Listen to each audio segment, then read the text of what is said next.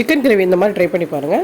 பட்டை, கிராம்பு, ஏலக்காய், பிரிஞ்சி இலை, மிளகு, சீரகம், காஞ்ச மிளகாய், கொஞ்சமாக தனியா சேர்த்து வறுத்து பொடிச்சு வச்சுருங்க.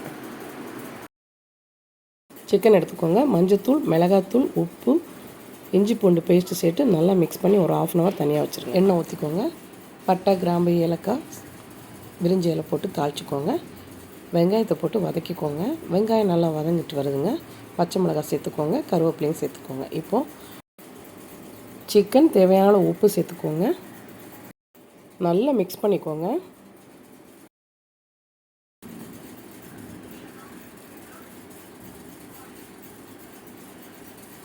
இப்போ பொடி பண்ணி வச்சுருக்க அந்த பொடியை அதில் போட்டு நல்லா மிக்ஸ் பண்ணிக்கோங்க.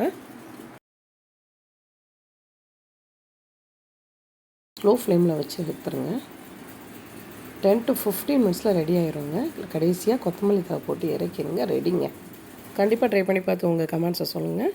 உங்களுக்கு இந்த வீடியோ பிடிச்சிருந்தா மறக்காமல் லைக் போடுங்க, சப்ஸ்கிரைப் பண்ணுங்கள்.